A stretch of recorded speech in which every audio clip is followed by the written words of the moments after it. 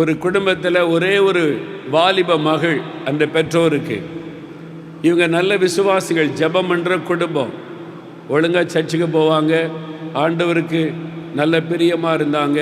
ஒரே வாலிப மகள் கல்லூரியில் படித்து கொண்டிருந்தாள். திடீரென்று இந்த மகளுக்கு பைத்தியம் பிடிச்ச மாதிரி ஆகிவிட்டார், மனநிலை பாதிக்கப்பட்டு விட்டார். ரொம்ப கணவன் மனைவி துக்கப்பட்டு ஆஸ்பத்திரியில் சேர்த்தாங்க.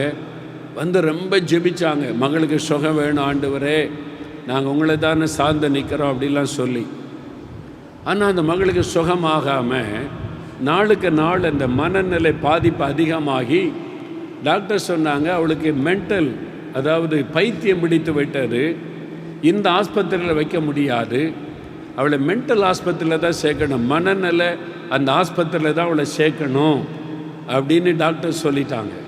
எப்படி இருக்கும்? ஒரே மகள் பைத்தியம் பிடிச்சிட்டு அவளை கொண்டு போய் நீங்கள் இந்த மாதிரி ஆஸ்பத்திரியில் தான் சேர்க்கணும் அப்படி சொன்னால் அவங்களுக்கு எப்படி இருக்கும்?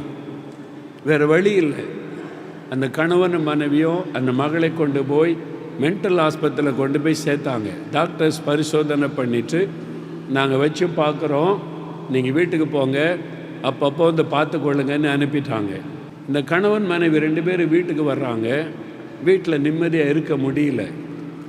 ஏன்னா ஒரே மகள், அந்த மகளோட சந்தோஷமாக வாழ்ந்த குடும்பம் சொந்த மகளை பைத்தியக்கார ஆஸ்பத்திரியில் விட்டுட்டு வந்து வீட்டில் இருந்தால் எப்படி இருக்கும்?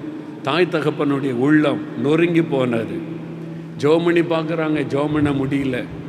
உபவாசம் பண்ணி பார்க்குறாங்க, உபவாசத்தையும் ஜெபிக்க முடியலை. மனம் ரொம்ப சோர்ந்துட்டு சில நாட்கள் 2-3 நாட்கள் ஆகிவிட்டார். சரி, நம்ம பாஸ்டரை போய் பார்ப்போம், நம்முடைய போதகரை போய் சந்திக்கலான்னு சொல்லி சபை போதகரை சந்திக்க போனாங்க. அவர்கிட்ட போய் சொன்னாங்க, ஐயா இது மாதிரி எங்களுக்கு ஒரே மகள், உங்களுக்கு தெரியும், இப்போ அவளை மனநல பாதிக்கப்பட்டு மென்டல் ஆஸ்பத்திரியில் நாங்கள் விட்டுட்டு வந்திருக்கிறோம். எங்களால் எப்படி நிம்மதியாக வீட்டில் இருக்க முடியும்? எங்களால் நிம்மதியாக இருக்க முடியல, தூங்க முடியல. என் பிள்ளைய பைத்தியக்கார ஆஸ்பத்திரியில் விட்டுட்டு நாங்கள் வந்திருக்கிறோமே, எதை எங்களுக்கு என்ன சொல்கிறீங்கன்னு கேட்டாங்க. அந்த போதகர் பார்த்தார். சொல்கிறாங்க, நாங்கள் ஜெபம் பண்ணி பார்க்குறோம், ஜெபம் பண்ண முடியல. இந்த போதகர் பார்த்துட்டு சொன்னார், நீங்கள் ஜெபிச்சிங்க, உபவாசம் பண்ணீங்க, எல்லாம் பண்ணீங்க, ஒன்றும் நடக்கலை. இப்போ நான் ஒரு ஆலோசனை சொல்கிறேன், செய்வீங்களா? என்னதையா செய்யணும்? ஆண்டவரை ஸ்தோத்திரம் பண்ணுங்க. ஸ்தோத்திரம் பண்ணுறதா எதுக்கு? பிள்ளைக்கு சுகமானால் ஸ்தோத்திரம் பண்ணலாம்.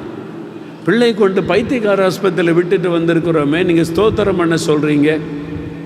பைபிள் சொல்லுது எல்லாவற்றிற்காக ஸ்தோத்திரம் பண்ணுங்க, அப்படிதான் பைபிள் சொல்லுது. என்ன நடந்தாலும் ஸ்தோத்திரம் பண்ணுங்க. அதனால் நீங்கள் இப்போ நல்லா பாட்டு பாடி ஸ்தோத்திரம் பண்ணி ஆண்டவருக்கு நன்றி சொல்லுங்கள். ஆண்டவர் அற்புதம் செய்வார். இவனுக்கு பாஸ்டர் மேலே ஒரு வருத்தம், அவங்களுக்கு வந்தால் தானே தெரியும் கஷ்டம். என் பிள்ளை தானே மென்டல் ஆஸ்பத்திரியில் இருக்குது. 2 பேரும் வீட்டுக்கு வந்துட்டாங்க.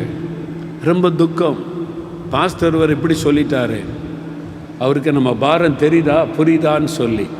கடைசியில் அவனுடைய மனைவி சொன்னாங்க, அவர் ஒரு தேவ மனிதர், ஒரு ஊழியக்காரர், அவர் தப்பாக ஆலோசனை தர மாட்டார். நம்மளை வந்து ஒரு $10,000 காணிக்க கொடுங்கன்னா கொடுத்துருப்போம்ல மகளுக்காக, சேருக்கு ரெடி தானே? ஆமாம். அவர் என்ன சொன்னார்? ஸ்தோத்திரம் பண்ணுங்கன்னு சொன்னார். அவ்வளோதானே. நம்ம துதித்து பார்க்கலாம், ஆண்டவரை துதிப்போம். எப்படி துதிக்கிறது?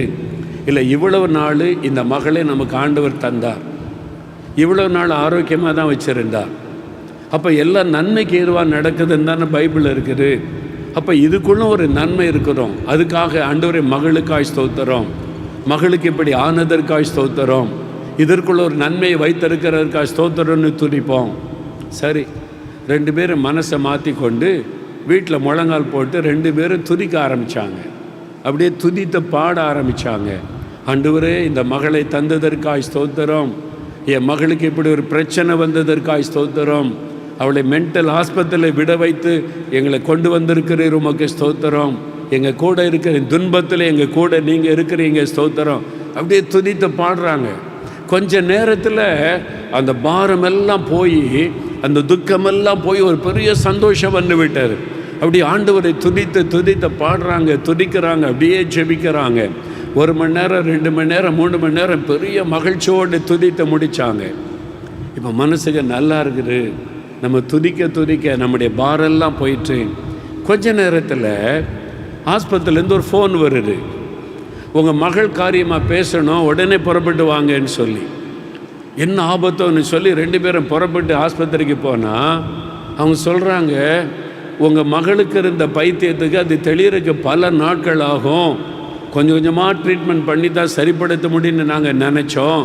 ஆனால் இப்போ திடீர்னு சில மணி நேரத்துக்கு முன்னால் அவன் பைத்தியெல்லாம் தெளிஞ்சு நார்மல் ஆகிவிட்டாள், நார்மலாக பேசுகிறா.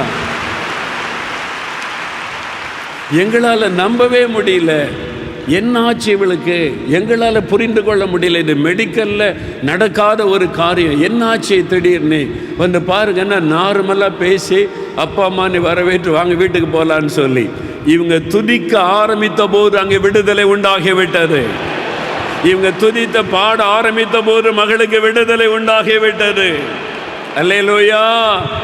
இன்னைக்கு நீங்க துதித்து ஆண்டவரை பாடி துதிக்கும் போது வீட்டிலே விடுதலை உண்டாக போகிறது. ஆஸ்பத்திரியில் இருக்கிறவங்களுக்கு பிரியமானவர்கள் சுகமடைய போகிறாங்க.